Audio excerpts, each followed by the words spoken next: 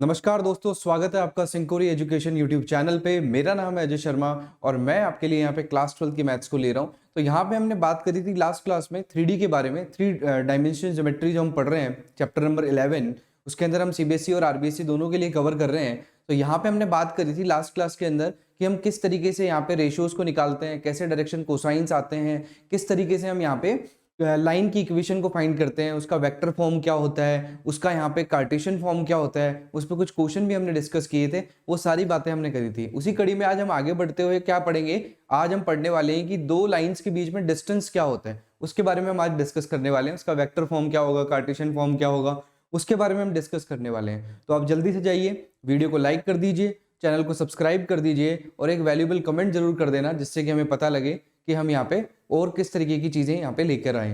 तो यहाँ पे हम आगे बढ़ते हैं, तो स्टार्ट करते हैं बिना टाइम वेस्ट किए। तो सबसे पहले अगर मैं बात करूं तो यहाँ पे आप देखेंगे कि एक पहली जो लाइंस है उसमें अब आप देखेंगे कि यहाँ पे जो मैंने बताया था आपको कि स्क्यू लाइंस और पैरेलल लाइंस के बारे में बात हो रही है। अगर मान लीजिए दो स्क्यू लाइंस है, स्क्यू लाइन का मतलब क्या होता है, दो लाइंस पैरेलल नहीं है, दो लाइंस क्या है, पैरेलल नहीं है, उनके बीच का डिस्टेंस आपको फाइंड करना है। यस और नो?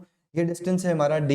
अगर इन दोनों के बीच का डिस्टेंस आपको फाइंड करना हो, दो स्क्यू लाइंस के बीच में distance between two skew lines, अगर उनके बीच में हमें डिस्टेंस फाइंड करना हो, और यहाँ पे दूसरी बात है अगर दो पैरेलल लाइंस हैं उनके बीच में अगर हमें डिस्टेंस फाइंड करना हो, तो अगर ये वाला टॉपिक आपका कंप्लीट हो गया उसके बाद आप 11.2 को अच्छे से कर पाएंगे और 3D आपका ऑलमोस्ट हो जाएगा। 11.3 बचेगा, उसके अंदर भी कुछ बातें हैं इंपॉर्टेंट जो मैं डिस्कस करूंगा पहले, उसके बाद हम यहाँ पे उस पर कुछ क्वेश्चंस भी करेंगे। तो आज हम यहाँ पे बात कर रहे हैं डिस्टेंस की। तो distance between two parallel lines और टू स्क्यू लाइंस के बारे में यहाँ पे आपके कुछ फॉर्मूलाज हैं जो कि दिखने में काफी बड़े हैं लेकिन काफी आसान भी है दोस्तों। तो यहाँ पे आप आराम से अगर देखें उनको तो आपको सारी चीजें अच्छे से क्लियर हो जाएगी। अगर मैं बात करूं distance between the two skew lines की, तो उसके अंदर यहाँ पे d इक्वल टू जो होता है दोस्तों, वो होता है हमारा d जो होता है वो क्या होता है, b1 का वेक्टर। यहाँ पे अगर मैं वेक्टर फॉर्म की बात करूं तो वो होता है हमारा b1 का वेक्टर माइनस क्या होता है हमारा, b1 का वेक्टर माइनस सॉरी b1 का वेक्टर क्रॉस b2 का वेक्टर का यहाँ पे डॉट लेना होता है हमें किसके साथ,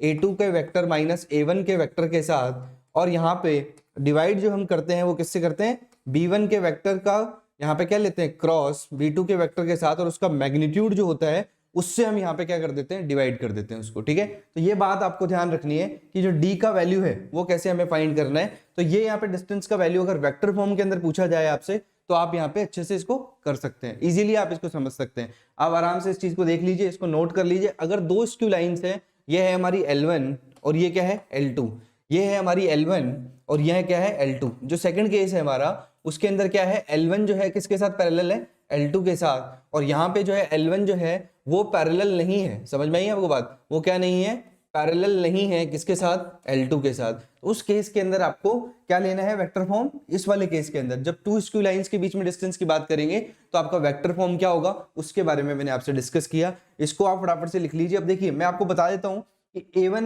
A2 और B1 B2 की रिक्वायरमेंट होगी आपको यहाँ पे। ठीक है, तो A1 A2 B1 B2 क्या होता है वो क्वेश्चंस में डिस्कस करेंगे हम कि किस तरीके से ऐसे क्वेश्चंस को किया जाता है, क्योंकि डायरेक्टली क्वेश्चन पूछते हैं आपसे। ठीक है, इस पर आपका कोई डेरिवेशन नहीं आएगा कि वेक्टर फॉर्म कैसे आया। वैसे ये भी कोई बहुत बड़ी चीज नहीं है कि यहाँ पे दो वेक्टर है, समझ में आई आपको बात। यहाँ से हम लिखें तो यहाँ पे ये ट्राइंगल बन रहा है, तो यहाँ इस वेक्टर को अगर मैं मानूं, यहाँ पे क्या मान लेता हूँ इसको मैं A1 वेक्टर, ये A2 वेक्टर है। ठीक है, A1 A2 वेक्टर ये है, इसका रिजल्टेंट क्या आएगा, साइन थीटा कॉस थीटा आप लेंगे तो कॉस थीटा लेंगे तब तो डॉट प्रोडक्ट बनेगा, और साइन थीटा लेंगे तब क्रॉस प्रोडक्ट बनेगा, और उसके बीच का डिस्टेंस को इस तरीके से डिस्टेंस के बीच में लिख दिया जाता है। तो यहाँ पे इसका कोई डेरिवेशन इंपॉर्टेंट नहीं है, इस पर डायरेक्ट क्वेश्चन हमेशा देखा गया है। लास्ट प्रीवियस जो भी एग्जाम्स हुए हैं उसके बीच में भी इसको लिखा गया है। तो इसको जल्दी से आप फटाफट से लिख लीजिए कि डी का जो वैल्यू है वो क्या है, b1 क्रॉस b2। ठीक है, और डॉट प्रोडक्ट लेना आपको, ये डॉट है दोस्तों, क्या है ये, डॉट है a2 माइनस a1 का वेक्टर। और मैंने आपको बताया था कि कैसे हम क्रॉस प्रोडक्ट निकालते हैं, कैसे हम डॉट प्रोडक्ट निकालते हैं क्वेश्चंस के अंदर। यहाँ पे मैंने वेक्टर में भी इसके बारे में बात करी थी, तो वेक्टर में सारे क्वेश्चन आपको पता है। और नीचे यहाँ पे क्या है, ये मैग्नीट्यूड है। तो जल्दी से इसको लिख लीजिएगा, फटाफट से इसको एक बार नोट डाउन कर लीजिए, स्क्रीनशॉट ले लीजिए, फिर हम यहाँ पे आगे बढ़ते हैं। चलिए, तो यहाँ पे अगर बात करूँ आगे, नेक्स्ट पार्ट की बात करूँ, तो यहाँ पे आप देखेंगे कि मैंने वेक्टर फॉर्म आपको बताया। अब यहाँ पे बात करें आगे, तो यहाँ पे आपका जो नेक्स्ट जो है वो है कार्टेशियन फॉर्म। क्या है, कार्टेशियन फॉर्म है। तो कार्टेशियन फॉर्म को देख लीजिए एक बार, ये कार्टेशियन फॉर्म है आपका। इसके अंदर कार्टेशियन फॉर्म का बहुत बड़ा सा फॉर्मूला है जिसके अंदर बच्चे काफी ज्यादा कंफ्यूज रहते हैं। जैसे यहाँ पे है x2 minus x1, y2 minus y1 और क्या है z2 minus z1। Basically determinant अपने को फाइंड करना पड़ेगा इसका जब भी हम इसको सॉल्व करेंगे। ऐसे क्वेश्चन में आपको भी करके भी दिखाऊंगा कि किस तरीके से इसको सॉल्व करने वाले हैं। यहाँ पे हमारा आएगा a1 b1 c1 और यहाँ पे आ जाएगा मेरा a2 b2 c2, ठीक है। और अगर इसको डिवाइड कर दिया जाए पूरे के पूरे अंडर रूट के साथ, अंडर रूट में क्या आएगा वो भी देख लेते हैं कि यहाँ पे आएगा c1 और यहाँ पे आएगा मेरा क्या, यहाँ पे सॉरी c1 नहीं आएगा, यहाँ पे आएगा हमारा b1 c2, ठीक है। माइनस आप किसी भी सीक्वेंस को ले सकते हैं, बस एक का 1 लें तो दूसरे का 2 लें और यहाँ पे b2 c1, ठीक है, उसका स्क्वायर करना है, प्लस लगाना है, साथ में आगे बढ़ना है। इस बार आप क्या लेंगे, c1 ले रहे हैं तो क्या करेंगे a2 को लेंगे माइनस c2 a1। याद करने का तरीका बता रहा हूँ, अगर 2 बार लिखेंगे इस फॉर्मूले को तो अच्छे से याद हो सकता है आराम से। बात करें आगे तो यहाँ पे अगर c1 और a का पेयर ले लिया, b और c का पेयर ले लिया, c से a पे चले गए, अब क्या लेंगे a और b बचा है तो a1 b2 minus a2 b1, ठीक है। ये क्या है b1 का स्क्वायर। तो यहाँ पे आपको ये पूरा का पूरा पार्ट जो है डायरेक्ट क्वेश्चन इस पे आता है, सीधा क्वेश्चन है। ये क्या है हमारी कार्टेशियन फॉर्म है, distance between the two skew lines के बीच में यहाँ पे क्या है, ये कार्टेशियन फॉर्म है। आपको बस इतना याद रखना है कि ये क्या लिखना है x2 minus x1 y2 minus y1 और यहाँ पे क्या लिखना है a1 b1 c1 a2 b2 c2 और यहाँ पे क्या लिखना है b1 c2 minus b2 c1 और यहाँ पे लिखना है आपको c1 a2 minus c2 a1, ठीक है। इसके बाद आपका आ गया a1 b2 minus a2 b1, तो ये इसका स्क्वायर कर देना है आपको।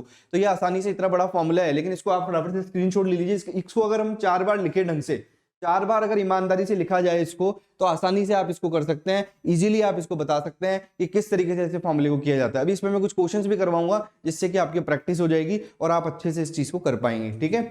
चलिए फिर नेक्स्ट की बात कर लेते हैं। नेक्स्ट यहाँ पे बात करूं अगर मैं, तो ये तो हमारा दोनों पार्ट जो है वेक्टर फॉर्म और कार्टेशियन फॉर्म किस चीज की है, ये हमारी जो दोनों चीजें हैं, जैसे कि मैंने बात करी आपको distance between two skew lines के बारे में, उसका वेक्टर फॉर्म और कार्टेशियन फॉर्म है। अभी जो नेक्स्ट करने वाले हैं हम, उसके अंदर हम बात करेंगे, उसके हम यहाँ पे बात करेंगे कि distance between the two parallel lines. अगर 2 पैरेलल लाइन है तो उसके बीच का डिस्टेंस क्या होगा, इसका केवल क्या है हमारे पास वेक्टर फॉर्म है। अगर ये L1 है और ये L2 है और अगर L1 is parallel to L2 हो, अगर ऐसा लिखा हुआ हो, तो यहाँ पे आपका जो है आंसर क्या होगा वो देख लीजिएगा। तो यहाँ पे डिस्टेंस क्या होगा आपका, वेक्टर फॉर्म क्या होगा इसका। अब इसके अंदर वेक्टर फॉर्म ही पूछा जाता है और यही इंपॉर्टेंट है एग्जाम पॉइंट ऑफ व्यू से। इसका कार्टेशियन फॉर्म काफी ज्यादा लेंथी है, इसलिए आपके सिलेबस में भी नहीं है। आपको सिंपली क्या करना है, केवल वेक्टर फॉर्म को फाइंड करना है, तो आप इजीली इस चीज को समझ सकते हैं। तो डिस्टेंस की अगर मैं बात करूं तो यहाँ पे आता है मेरा b का वेक्टर क्रॉस, यहाँ पे किसके साथ आ जाएगा, a2 माइनस a1 का वेक्टर के साथ क्रॉस लेना पड़ेगा आपको, ठीक है। अगर मान लीजिए पैरेलल लाइंस हो और साथ में नीचे क्या आ जाएगा, b का ही मैग्नीट्यूड आ जाएगा। तो ये फॉर्मूला है आपका जो कि बहुत इंपॉर्टेंट है इस वाले पार्ट के लिए। तो यहाँ पे वेक्टर फॉर्म कैसे लिखते हैं, उसमें a1 a2 वेक्टर को कैसे फाइंड किया जाता है, उन सब के बारे में मैं आपसे डिस्कस करूंगा। आप जल्दी से इसको फटाफट से याद करना है, आपको इसको लिखना है, बार बार 4-5 बार लिखोगे, 4-5 बार क्वेश्चंस करोगे, क्योंकि इस बार पक्का इस पर एक क्वेश्चन आने वाला है। तो आप इजीली इस बात को मेरे हिसाब से कंप्लीट कर सकते हैं कि b का जो क्रॉस है वो कैसे लेंगे, a2 माइनस a1 वेक्टर और यहाँ पे b का क्या ले लेंगे, मैग्नीट्यूड। तो ये हमारे पास distance between the two parallel lines के बीच का यहाँ पे डिस्टेंस आ गया है। तो आपको इजीली ये बात समझ में आई होगी कि किस तरीके से हम यहाँ पे तीनों फॉर्मुलेज जो हैं वो देखने वाले हैं। अब इसके बाद जो है मैं क्वेश्चन आपको प्रैक्टिस करवाऊंगा, उसके अंदर आपको और ज्यादा क्लैरिटी आ जाएगी कि कैसे हम यहाँ पे क्वेश्चंस को करते हैं। तो यहाँ पे इजीली आपको सारी बातें समझ में आने वाली है। तो इसके बाद आप 11.2 पूरा अच्छे से अटेम्प्ट कर सकते हैं। उसमें 2 ही चीजें इंपॉर्टेंट है जिसपे क्वेश्चन बन सकता है। जो लास्ट क्लास में मैंने बात करी थी इक्वेशन ऑफ ए लाइन की, और आज जो मैं बात कर रहा हूँ distance between the two skew lines और distance between the two parallel lines. तो यहाँ पे हम डिस्कस करते हैं आगे। इस फॉर्मूले को भी आप जल्दी से लिख लीजिएगा। अब आगे बात करें अगर, तो मैंने कहा कि डेरिवेशन इसका बहुत इंपॉर्टेंट नहीं, क्योंकि डेरिवेशन यहाँ पे पूछा ही नहीं जाता। आपको डायरेक्टली क्या पूछा जाता है एग्जामिनेशन में, फॉर्मूला आपको अप्लाई करना है कि डेरिवेशन में कोई प्रॉब्लम नहीं है। ए बी साइन थीटा का आपको फैक्टर लेना है, ए बी कॉस थीटा का फैक्टर लेना है, डॉट भी बन जाएगा, क्रॉस भी बन जाएगा, आसानी से आप निकाल सकते हैं। लेकिन हमारे लिए जो इंपॉर्टेंट है, हमारे लिए क्या इंपॉर्टेंट है, हमारे लिए यही इंपॉर्टेंट है कि यहाँ पे फॉर्मूला जो है हमें बहुत अच्छे से आना चाहिए, हमें पता होना चाहिए कि कैसे हम इसको सॉल्व करते हैं। एक बार वापस से रिवाइज करा देता हूँ आपका। सबसे पहले मैंने यहाँ पे बात करी, फर्स्ट जो स्लाइड थी उसमें मैंने क्या बोला था आपको, फर्स्ट स्लाइड में ये बोला था कि जो डिस्टेंस है यहाँ पे वेक्टर फॉर्म का, जिसमें स्क्यू लाइंस के बीच में, देखो ये दोनों लाइंस पैरेलल नहीं है, दोनों लाइंस क्या नहीं है, पैरेलल नहीं है। तो यहाँ पे आप कह देंगे कि b1 का क्रॉस लेना है b2 के साथ, a2 माइनस a1 के साथ इसका डॉट आ जाना चाहिए, और नीचे b1 क्रॉस b2 का क्या लेना है, आपको क्या लेना है, मैग्नीट्यूड लेना है। एक चीज आप अच्छे से समझ लीजिए, आपको सबसे इंपॉर्टेंट पार्ट बता देता हूं मैं कि यहाँ पे अगर मान लीजिए आप डॉट ले रहे हैं, आप देख रहे हैं यहाँ पे भी b है और पैरेलल लाइन वाले में भी b है, लेकिन पैरेलल लाइन वाले में b1 b2 दोनों नहीं है, उसमें केवल क्या है, बी है। तो आप याद कर सकते हैं, याद करने के लिए बता रहा हूँ, वहां पे भी आपको a2 माइनस a1 मिलेगा, लेकिन a2 माइनस a1 किसके साथ है, क्रॉस के साथ है, बी के साथ। तो ये आपको ध्यान रखना है, उसका क्रॉस प्रोडक्ट आपको लेना है। तो ये आपको एक बेसिक डिफरेंस बता रहा हूँ, और नीचे बी का ही मैग्नीट्यूड लेना है, पैरेलल लाइन और इसके बीच में जो डिफरेंस है। आगे बात करें तो ये बड़ा सा फॉर्मूला जिसपे हमेशा क्वेश्चन पूछ ही लिया जाता है, तो यहाँ पे ये फॉर्मूला जो है हमारा कार्टेशियन फॉर्म है, किसकी, दो स्क्यू लाइंस के बीच की जो कार्टेशियन फॉर्म है डिस्टेंस की, उसको यहाँ पे कार्टेशियन फॉर्म में कैसे लिखते हैं वो देख लीजिए। x2 minus x1, y2 minus y1, z2 minus z1, a1 b1 c1, a2 b2 c2। और यहाँ पे इसको याद करने का तरीका मैंने क्या बताया कि पहले 1 और 2 लो, और फिर बाद में क्या लो, 2 और 1 लो, 1 और 2, 2 और 1, 1 और 2, 2 और 1, सब जगह 1 2 2 1 1 2 2 1 का पेयर बन रहा है। तो यहाँ पे BC यहाँ पे पहले आ जाएगा, उसके बाद B1 C2 minus B2 C1 हो गया, C1 A2, अब C और A का ले लो, और जो लास्ट पेयर लेंगे वो किसका लेंगे, AB का ले लेंगे। तो याद करने का तरीका, अंडर रूट करना है, सबका स्क्वायर करना है, इस ये फॉर्मूले एकदम रट लो, समझ में आई बात। आगे बढ़िएगा, नेक्स्ट पार्ट की बात करें अगर, तो इन दोनों के बीच में यहाँ पे पैरेलल जो है, पैरेलल लाइंस के बीच में वेक्टर फॉर्म कैसे लिखा जाता है वो बताया मैंने कि बी तो सेम है, बी यहाँ पे एक तो आपको वेक्टर लेना है और उसके साथ क्रॉस लेना है a2 माइनस a1 का, और यहाँ पे बी का क्या आ जाता है, मेरा मैग्नीट्यूड आ जाता है। तो जल्दी से आपने इस चीज को समझ लिया होगा। अब यहाँ पे कुछ क्वेश्चंस को प्रैक्टिस कर लेते हैं, जिससे कि आपकी और ज्यादा क्लैरिटी हो जाएगी, तो आपको पूरा चीज क्लियर हो जाएगा अच्छे से। तो कुछ इंपॉर्टेंट क्वेश्चन में लेके आया हूँ आप लोगों के लिए, जिससे कि आपको क्या हो जाएगी, थोड़ी क्लैरिटी बन जाएगी इसके रिगार्डिंग। तो देखिएगा, पहला क्वेश्चन आपके सामने है यहाँ पे कि find the shortest distance between the lines L1 and L2 whose vector equations are r equal to i plus j plus, यहाँ पे क्या आ गया लैम्डा, और साथ में क्या आ गया यहाँ पे 2i माइनस जे प्लस के। आगे देखिएगा 2i प्लस जे माइनस के आपको दिया हुआ है, plus mu 3i minus 5j plus 2k, ये दो इक्वेशंस आपको दी हुई है वेक्टर की। आपसे पूछा गया क्या जा रहा है कि शॉर्टेस्ट डिस्टेंस बतानी है आपको, सबसे मिनिमम डिस्टेंस क्या होती है, मतलब परपेंडिकुलर डिस्टेंस ही हमेशा होती है, तो इसलिए उसको क्या बोल दिया जाता है, शॉर्टेस्ट डिस्टेंस बोल दिया जाता है। तो यहाँ पे आप देखिएगा, आपको वेक्टर इक्वेशंस बतानी है L1 और L2 की, ठीक है। अब आपको यहाँ पे सिंपल सी बात है, आपको पता ही नहीं है कि यहाँ पे क्या है, ये पैरेलल है या नहीं है, तो ये कैसे फाइंड किया जाता है। तो लैम्डा और म्यू पे जो कोफिशिएंट्स है हमारे 2i j k और 3i 5j और 2k, इनको अगर आप देखें तो किसी चीज से भी मल्टीप्लाई करें आप इसको, लेकिन ये कभी भी इसके रेशियो में नहीं आएगा, और अगर रेशियो में नहीं आएगा तो ये दोनों लाइंस पैरेलल कभी नहीं होगी। ये बात आप बस याद रख लेना, ये दोनों लाइंस कभी भी पैरेलल नहीं होगी। तो यहाँ पे क्या होगा, इसके अंदर कौन सा फॉर्मूला लगेगा कि distance between the two skew lines वाला जो फॉर्मूला है उसके बारे में यहाँ पे बात होगी। तो इसका मतलब क्या हो गया कि आपको शॉर्टेस्ट डिस्टेंस निकालना है between the lines L1 and L2, तो आपको क्या निकालना पड़ेगा, वेक्टर इक्वेशन निकालना है। तो वेक्टर फॉर्म वाला फॉर्मूला मैंने बताया था, उसके बारे में डिस्कस करता हूं। तो यहाँ पे अगर मैं लिखता हूँ उस फॉर्मूले को, तो उस फॉर्मूले के अंदर क्या होगा, मेरा ये वाला जो पार्ट होता है ना दोस्तों, ये क्या होता है हमारा A1 वेक्टर, ये वाला जो पार्ट होता है ना दोस्तों वो क्या होता है हमारा B1 वेक्टर, ये वाला जो पार्ट होता है वो क्या होता है दोस्तों, यहाँ पे B1 सॉरी A2 वेक्टर, और ये क्या होता है हमारा B2। मतलब अपन किसी भी चीज को अगर यहाँ पे वेक्टर फॉर्म में लिखते हैं तो क्या लिखेंगे, A1 plus lambda B1 vector, yes और नो, और दूसरा जो लिखा मैंने वेक्टर वो क्या लिखा, A2 plus lambda B2, yes और नो, ये B1 है और ये B2 है। तो ये बात आपको याद रखनी है कि किस तरीके से हम यहाँ पे दोनों चीजों को डिफरेंशिएट करते हैं, कैसे कंपेयर करवाते हैं, A1 B1 कैसे निकाला जाता है, A2 B2 कैसे निकाला जाता है, उसके बारे में यहाँ पे डिस्कस करते हैं। तो यहाँ पे A1 जो है वो क्या हो गया, मेरा A1 वेक्टर सिंपली क्या हो गया यहाँ पे i प्लस j, उसके बाद जो हमारी फॉर्मूले की रिक्वायरमेंट है उसके अकॉर्डिंग हमें काम करना है। और यहाँ पे A2 क्या हो गया, यहाँ पे हो गया मेरा 2i plus j minus k, yes और नो, और B1 जो वेक्टर है वो क्या हो गया मेरा 2i minus j plus k cap, yes और नो। और अगर बात करूं मैं B2 वेक्टर की तो वो क्या हो गया मेरा 3i minus 5j plus 2k cap, yes और नो। तो ये बहुत इंपॉर्टेंट है, इसलिए मैंने इसकी सेपरेट एक क्लास बनाई है। मैं चाहता था इसको लास्ट क्लास में भी आपको कवर करवा सकता था, बट ये बहुत इंपॉर्टेंट है कि कैसे डिफरेंशिएट करते हैं। ये A1 है, ये A2 है, ये B1 है, ये B2 है, सबकी वैल्यूज मैंने लिख दी है यहाँ पे। अभी क्वेश्चन को भी सॉल्व करेंगे उससे पहले मैं कंपैरिजन करवा रहा हूँ कि A1 A2 B1 B2 की वैल्यूज को कैसे यहाँ पे लिखा जाता है। अब यहाँ पे आप आराम से इस चीज को समझ सकते हैं कि A1 A2 और B1 B2 क्या है। चलिए अब फटाफट से यहाँ पे कुछ चीजें हैं उनको डिस्कस कर लेते हैं, जिससे कि अपने को क्लियर हो जाए। तो यहाँ पे इसको थोड़ा सा मिनिमाइज कर देते हैं, जिससे कि हमें क्या हो जाए, थोड़ी क्लैरिटी सी आ जाए, और थोड़ा मिनिमाइज कर देते हैं इसको, ठीक है। अब अपन वैल्यूज को लिख लेते हैं डायरेक्टली। यहाँ पे क्या है हमारा A1 वेक्टर कितना हुआ, A1 वेक्टर का जो वैल्यू है वो क्या है i cap plus j cap, yes और नो। A2 वेक्टर का क्या वैल्यू है हमारा, वो दिया हुआ है हमें 2i plus j minus k cap, yes और नो। अब यहाँ पे देखिएगा जो लैम्डा के साथ मल्टीप्लाई होता है वो कौन है B1, और जो म्यू के साथ मल्टीप्लाई है वो कौन है B2।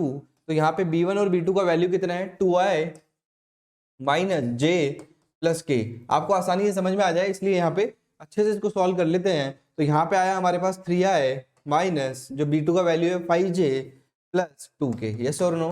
चलिए अब मैंने आपको वेक्टर फॉर्म का फॉर्मूला क्या बताया था, वेक्टर फॉर्म का जो फॉर्मूला बताया था वो क्या बताया था, यहाँ पे अगर दो लाइंस हैं दोनों क्या है पैरेलल नहीं है तो उनके बीच का जो शॉर्टेस्ट डिस्टेंस है उसको हमें बताना है। तो d का वैल्यू किस तरीके से लिखते हैं वो देख लीजिए आप एक बार।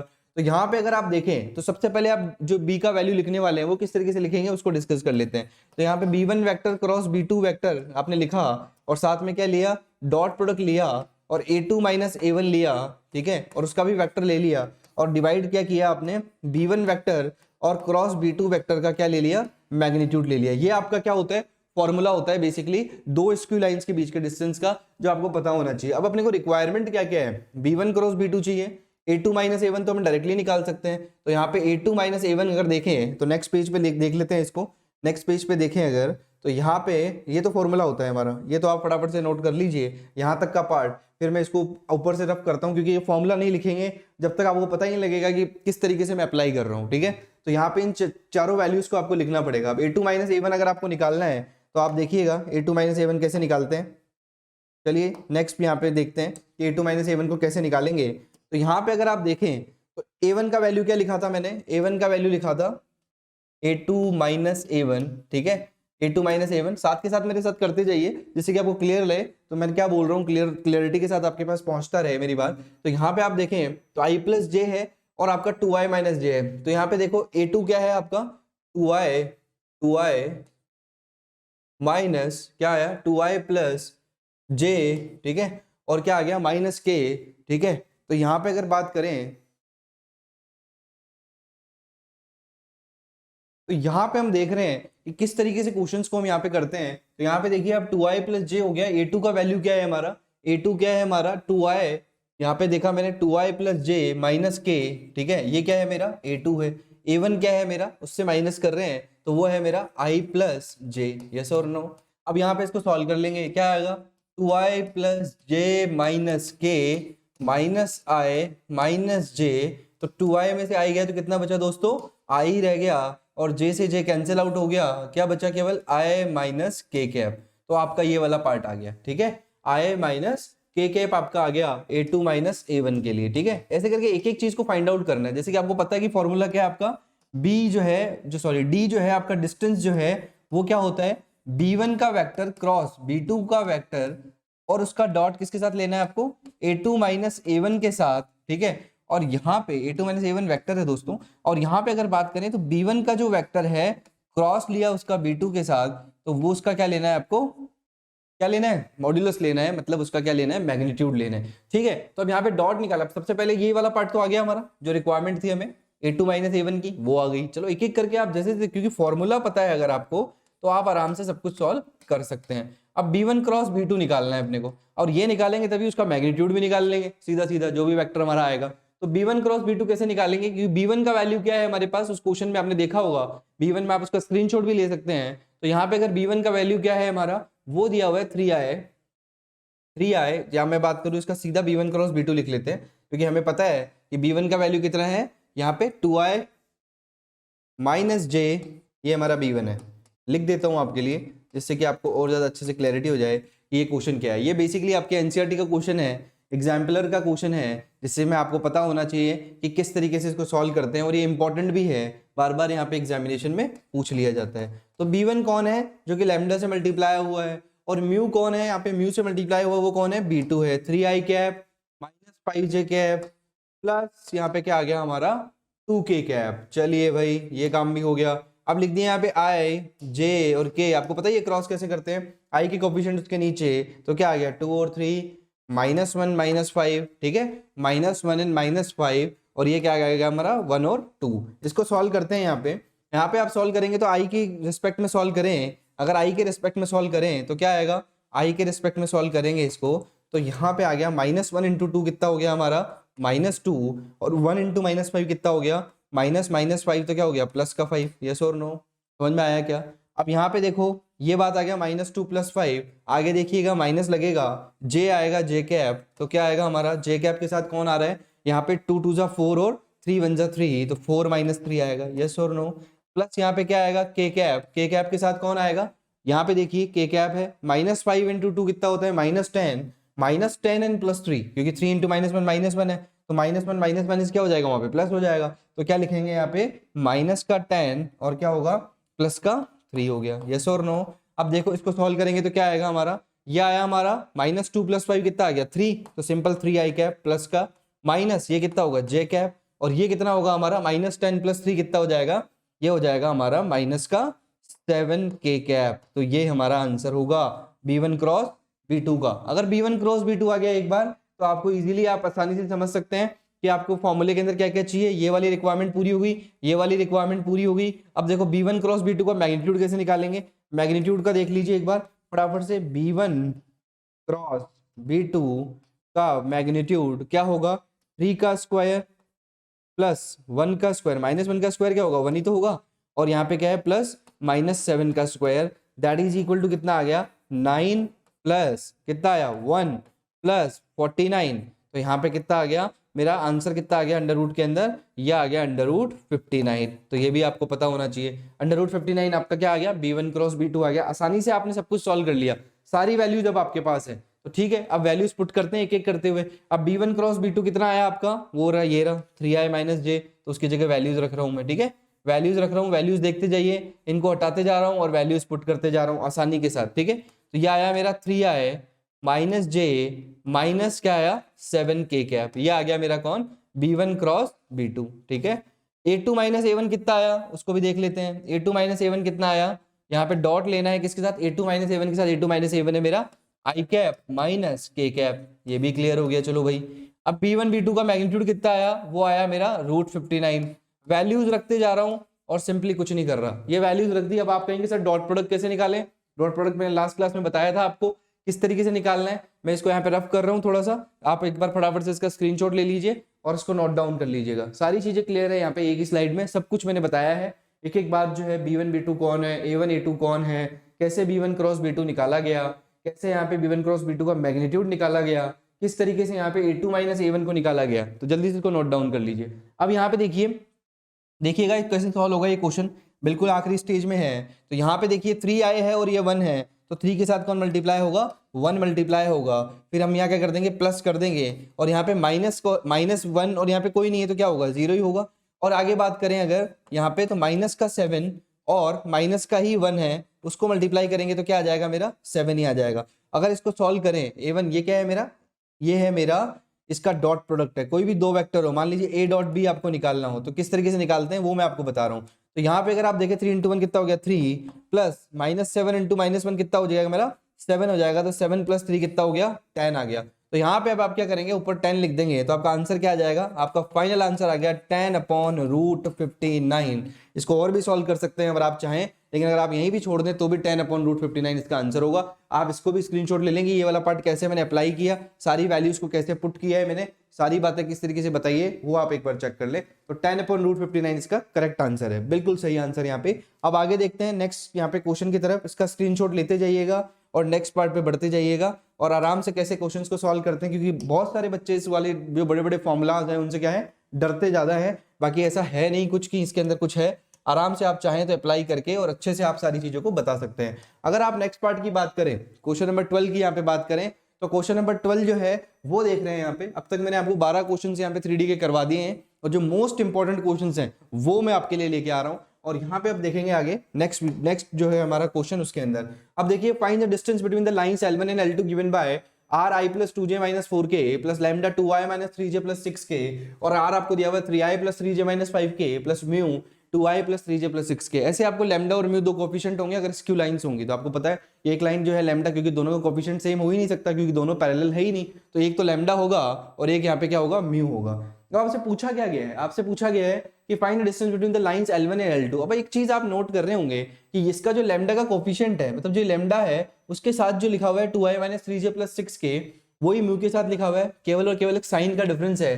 तो आप एक चीज नोटिस कर रहे होंगे कि ये दोनों लाइंस क्या हो जाएंगी, मेरी दोनों लाइंस क्या हो जाएंगी पैरेलल हो जाएगी, क्या हो जाएंगी पैरेलल हो जाएंगी। तो पैरेलल के लिए हमें क्या निकालना है, यहाँ पे बिटवीन द इक्वेशन हमें निकालना है, आर वेक्टर आपको दिया हुआ है, आर वेक्टर दिया हुआ है, तो आपको बेसिकली करना क्या है, आपको यहाँ पे वेक्टर इक्वेशन इसका निकालना है। चलिए फिर इसको भी देख लेते हैं एक बार। आपको मैं हिंट देता हूँ कि इसमें करना क्या है। आपको पता है कि वेक्टर इक्वेशन क्या होता है, हमारा जो डिस्टेंस का फॉर्मूला होता है वो क्या होता है, जल्दी से बता दीजिए मुझे। अभी अभी बताया मैंने आपको, आप मेरे साथ के साथ लिखेंगे। यहाँ पे क्या होता है, बी का जो है वो वेक्टर होता है और क्रॉस किसके साथ होता है, a2 माइनस a1 के साथ, ये बताया था मैंने, a2 वेक्टर a1 वेक्टर, और यहाँ पे डिवाइड किसके साथ होता है, b के ही मैग्नीट्यूड के साथ। तो यहाँ पे हम देख रहे हैं क्वेश्चन को, यहाँ पे देखिए आप पूरा का पूरा मैंने वेक्टर जो है उसका फॉर्मूला लिखा, और ये क्या है, मेरा वेक्टर फॉर्म है किसका। अब आप आइडेंटिफाई कैसे करेंगे वो बहुत इंपॉर्टेंट है। आप कैसे आइडेंटिफाई करेंगे कि दो लाइंस पैरेलल है। आप आइडेंटिफाई करने के लिए सबसे पहले क्या देखेंगे, लेमडा एंड म्यू के अंदर कौन मल्टीप्लाई है। अगर आप देखें यहाँ पे तो थोड़ा करेक्शन है क्वेश्चन में कि यहाँ पे क्या है, माइनस की जगह प्लस है। तो अगर ये 2i plus 3j plus 6k, 2i plus 3j plus 6k, अगर ये पूरा का पूरा पार्ट जो है आपका वो क्या है, सेम है, मतलब जो कोफिशिएंट आपका क्या है वो b रहने वाला है। तो अकेला b कहाँ आता है, केवल एक ही b कहाँ पे आता है, ये कैसे पता किया जाए, कौन से फॉर्मूले में आता है, आपको पता है पैरेलल के अंदर ये आता है। और ये फॉर्मूला आपको पता है, ये लिखा हुआ है कि b cross a2 minus a1 का वेक्टर, और b का वेक्टर का मैग्नीट्यूड, तो b अकेला कहाँ आता है, b1 b2 आता है उसमें। तो जो स्क्यू लाइंस है हमारी उसमें तो क्या आता है, b1 b2 आता है, लेकिन यहाँ पे अकेला b आएगा तो आप इसको आइडेंटिफाई कर सकते हैं। तो यहाँ पे आइडेंटिफाई कर लिया आपने कि ये क्या है, दो पैरेलल लाइंस के बीच की डिस्टेंस की बात कर रहा है, इसलिए हम यहाँ पे ये वाला फॉर्मूला लगाएंगे। अब b आपके पास है, सारी वैल्यूज में लिख देता हूँ, आप फटाफट से इसको सॉल्व कर लीजिएगा। 2i plus 3j plus 6k क्या है आपका, b वाला पार्ट है, ठीक है। और यहाँ पे अगर बात करूं मैं a2 और a1 की, वो तो पता ही है आपको, ये वाला जो पार्ट है आपका स्टार्टिंग के अंदर जो लिखते हैं अपन आर वेक्टर को, a plus lambda B A plus mu B. तो इस तरीके से हम यहाँ पे किसी भी वेक्टर फॉर्म को जनरलाइज फॉर्म में लिखते हैं। तो यहाँ पे आप देखिएगा ये b हो गया हमारा, a वाला पार्ट ये है और b वाला पार्ट ये है। तो ये a हो गया मेरा, और ये क्या हो गया मेरा, सॉरी ये a1 हो गया, और ये क्या हो गया, a2 हो गया। तो a2 माइनस a1 भी आप लिख सकते हैं। तो यहाँ पे a1 क्या हो गया मेरा, a1 हो गया मेरा i plus 2j minus 4k, ठीक है कैप। और यहाँ पे अगर बात करूँ a2 की, तो वो हो गया मेरा यहाँ पे 3i प्लस 3j, और साथ में कौन आ गया, माइनस का 5k कैप, बस। तो यहाँ पे सारी वैल्यूज आपके पास आ गई। अब यहाँ पे आप आसानी से सब वैल्यूज को पुट कर सकते हैं। b का मैग्नीट्यूड कैसे निकालें, इसका मैग्नीट्यूड निकाल दीजिए जी, क्या है 2 का स्क्वायर 4, 3 का स्क्वायर 9, 6 का स्क्वायर 36। अब आप बिल्कुल आराम से इसको कर सकते हैं। यहाँ पे कितना हो गया, इसको देखें तो ये हो गया √49, और √49 कितना होता है, 7 होता है। तो यहाँ पे b का मैग्नीट्यूड मतलब नीचे कितना आएगा, 7 आएगा। b का यहाँ पे b का वैल्यू यहाँ पे रखेंगे, तो b का value 2i plus 3j plus 6k रखेंगे। a2 माइनस a1 आप निकाल लेंगे किस तरीके से, 3i में से आई गया तो 2i, 3 में से 2 गया तो j, और 5 में से 4, माइनस 5 प्लस 4, यस और नो, माइनस 5 प्लस 4 कितना होता है, माइनस का k कैप। तो a2 माइनस a1 भी आ जाएगा। अब लोग कहते हैं कि क्रॉस प्रोडक्ट कैसे लेंगे, सारी चीजें बताई हुई है वेक्टर में आपको, क्रॉस प्रोडक्ट कैसे लेंगे, आप सीधी सीधी मैट्रिसेस बनाएंगे और सिंपली उसको आईजेके की फॉर्म में लिखेंगे, उसके कोफिशिएंट्स को लिखेंगे और डिटरमिनेंट फाइंड कर लेंगे, जिससे आपका क्रॉस आ जाएगा और नीचे b का मैग्नीट्यूड 7 तो आ ही गया है। तो इस तरीके से इन क्वेश्चंस को हम करते हैं। कैसे हम आइडेंटिफाई करते हैं वो मैंने बताया, तो ये आप आसानी से पूरा क्वेश्चन कर सकते हैं। अच्छे से इसको नोट कर लीजिए, बहुत इंपॉर्टेंट है ये। बस एक बात आपको सबसे इंपॉर्टेंट मैंने बताई है यहाँ पे, वो कॉन्सेप्ट क्या है कि लैम्डा और म्यू के अंदर जो वेक्टर होता है अगर वो सेम है तो लाइंस क्या होंगी, पैरेलल होंगी। ये बात आपको याद रखनी है, ठीक है। लाइंस क्या होंगी, पैरेलल होंगी। अलग से वो लिख के नहीं देगा आपको खुद को आइडेंटिफाई करना पड़ेगा। नेक्स्ट क्वेश्चन देखिएगा, शो दैट, यहाँ पे लिखा हुआ है the lines x minus 5/7 equal to y plus 2/-5 equal to z/1 and x/1 y/2, और लिखा हुआ है z/3 are perpendicular to each other. अब आपको पता है परपेंडिकुलर होने के लिए उसके रेशियोज जो है वो बहुत इंपॉर्टेंट रोल प्ले करेंगे। तो रेशियोज आप लिख सकते हैं, क्या लिखेंगे यहाँ पे, आपने लिखा a1 इक्वल टू 7, और यहाँ पे लिखा आपने b1 इक्वल टू क्या आ गया, माइनस का 5, c1 कितना आ गया आपका 1, a2 कितना आ गया आपका 1, और यहाँ पे क्या आ गया आपका, बात करें आगे तो b2 कितना आ गया आपका 2, और c2 कितना आ गया आपका 3। अब आप देखेंगे यहाँ पे तो a1 a2 b1 b2 c1 c2 करेंगे तो यहाँ पे एक क्वेश्चन सॉल्व हो जाएगा आपका। अब देखिए यहाँ पे अगर मान लीजिए कोई भी दो लाइन जो है वो अगर परपेंडिकुलर है एक दूसरे के साथ तो उनका डॉट प्रोडक्ट क्या होता है, 0 होता है। क्यों होता है, क्योंकि cos 90 क्या होता है, 0 होता है। आपको पता है a b cos theta. a dot b कैसे लिखते हैं हम, सिंपली a डॉट b कैसे लिखते हैं, a1 a2 plus b1 b2 plus c1 c2, yes और नो।